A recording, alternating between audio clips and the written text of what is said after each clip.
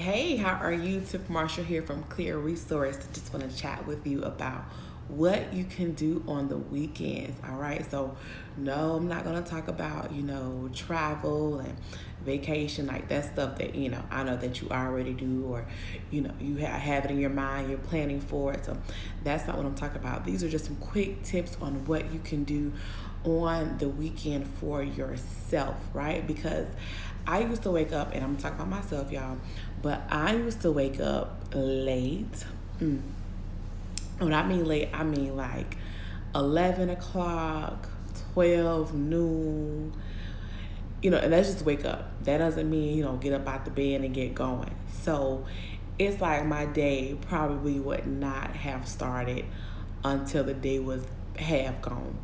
And my grandma would say, she always got up early. My grandma was the one who would be out sweeping the porch, okay, and preparing Sunday dinner because she didn't believe in cooking on the same day that you eat. She was like, you need to be preparing your food and prepping it before.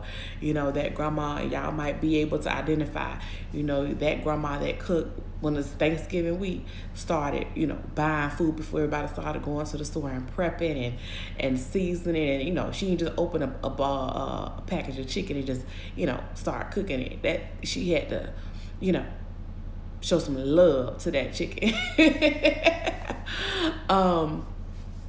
So during the weekend, you want to, do your best to stick to whatever your routine is, whatever your ritual is, and have a time that you're going to still wake up. And that doesn't mean that you have to wake up and do the same thing every morning, especially when it comes to your weekends. But what you can do is you stick to your, if you decide to wake up at 7, 8 o'clock every morning, whatever your routine is, or, or maybe you say every Saturday and Sunday you're going to wake up at this time. And then you want to purpose the first hour of your weekend for yourself. It's a great opportunity to refuel because throughout the week you have been giving to others, you have been pouring into others. So now you have the opportunity to pour into yourself. And that can be by way of, prayer, meditation, journaling, just sitting in silence before everyone else wakes up.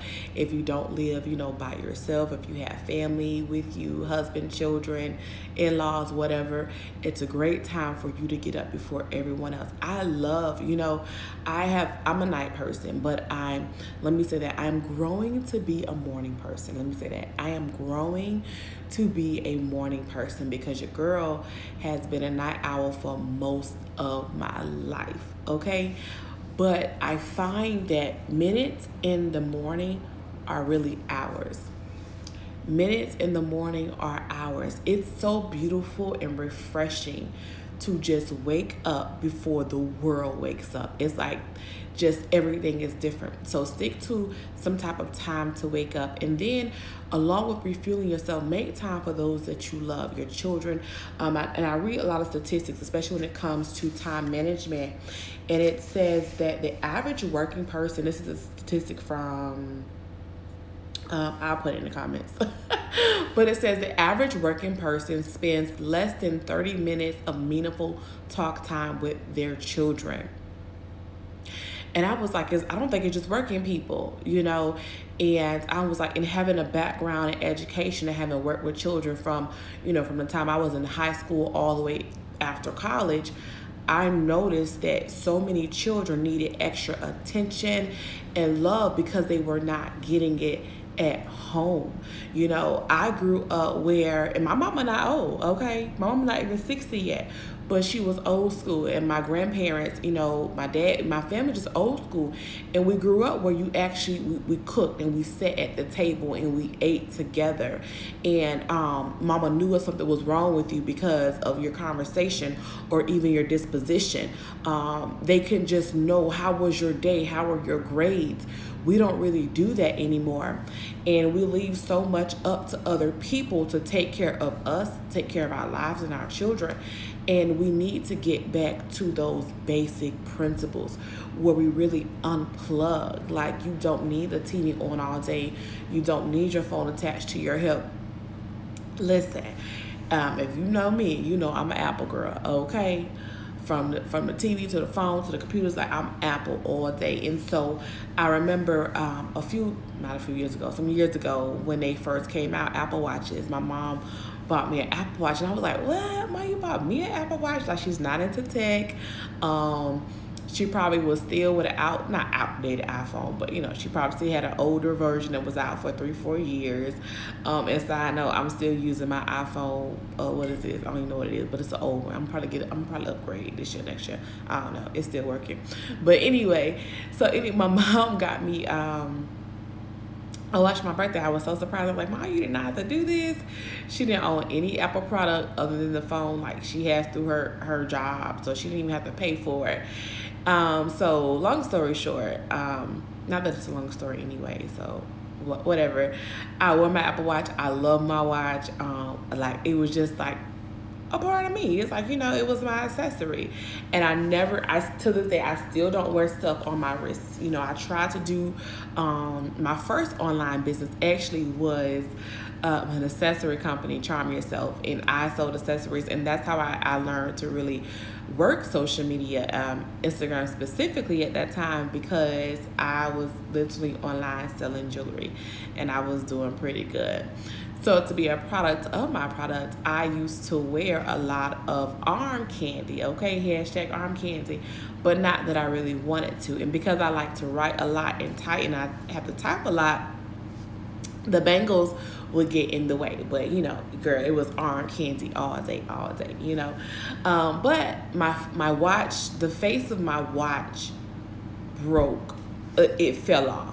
And I was like, okay, this is weird. So I was able to put it back on. And this is actually before they had the cases, or if they had the watch cases, the clear protected, I didn't know about it. So this was before I didn't have it. So the face fell off. So I was able to put it back on. I don't know, I just pressed it down. And then it stopped, it stopped charging. I was gonna say it started to not charge, but whatever. That's whatever. So my watch just didn't charge. It was like a snake-like thing. So I Googled, YouTube, found out a way how to do it. So it started to charge, and then the face fell back off. So you know how Apple is. I had an appointment for my laptop needed another battery.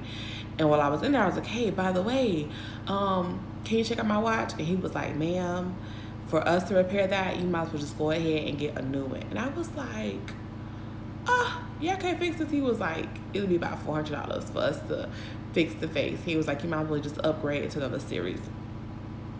So I was like, you know what, let me mind my budget. Now, of course, I wanted to just use my business account and be like, yo, just put it on there. But I'm learning discipline in all areas of my life. And I'm asking myself, Tiffany, do you need it? And so everything in me wanted it. And let me tell you, I don't know about you, but I feel that, a lot of branding is a status symbol, if you were to be walking with a Starbucks cup versus Starbucks coffee versus, probably Wawa coffee or McDonald's coffee, it's a different status. It's a different, vibe when it comes to that. Not saying that Starbucks is better and that Wawa and, who I mentioned, whatever McDonald's is worse. It's not that. It's just your preference. But it's just the branding, the status that is attached to that brand. So when you have your Apple products, it's a whole different status. Like if you're in a lounge, if you're in a co-working space, or if you're in a coffee shop and everybody's out with their laptops, it's just something different when the people sit down and open up their MacBooks. I'm just saying, okay? It's just like a whole different, it's a different status, it's a different vibe, and it's like, I don't know. If you're an Apple fan, you know what I'm talking about, okay? And so my watch was also like, a status symbol too, like, Apple users unite. But anyway, you don't see the watch on my hand now, right? And that's because I never got it fixed. I never did go back and get a watch. And so for a while, it was very weird. You know how you always have something on you, you don't have it anymore. You leave the house and you think, oh my gosh, did I leave something? And let me tell you, the watch breaking probably has been one freeing thing that I've experienced. Because you know, when you have your watch on, you don't miss any notification. You know what's going on.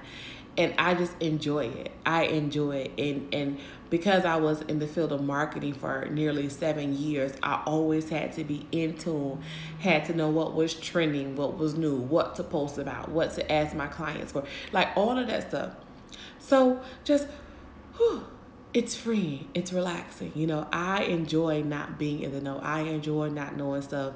I enjoy finding out about things late. You know what I'm saying? Like, I just don't care. All right.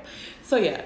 So during the weekend, I don't know how I got talking about that, but during the weekend, make a time for yourself. Find a time that you know you're going to still wake up, and then devote the first hour of your day to refueling yourself because you poured out all week. All right. And then, you know, unplug. Do something that's going to make you forget about your phone and your laptop, okay?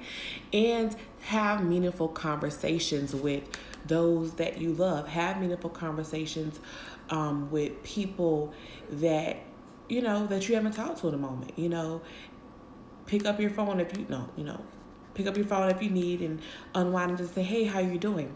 And then allow yourself some creative time for real. Because we we're in action so much, but we don't always, you know, provide or reserve time in our schedules for creative time. Allow your brain the time to do what it wants to do, and that's think. So thinking without distraction, without interruption. You know, I live in Florida, born and raised, and I say I have to make more time to be intentional about just going to the beach and just watching the sunrise. It's so beautiful. The times that I do go, it's just so peaceful. So you want to do that. Give yourself some time to be creative, right? And think forward. Think forward. How are you going to grow? How are you going to release? How are you going to build? Who do you need to do that? Because that's so helpful. And do things like there are like sauna rooms. We have salt suites that, well, down, I know there are salt suites everywhere, so let me not act like we just only have salt suites down here in South Florida, but go to salt suites to rejuvenate yourself and to heal yourself and to just do things naturally. You know, if you haven't done so, you know, make you some lemon water and just things like that that's going to really naturally just pour into you and make yourself better. It's a day to treat your body well.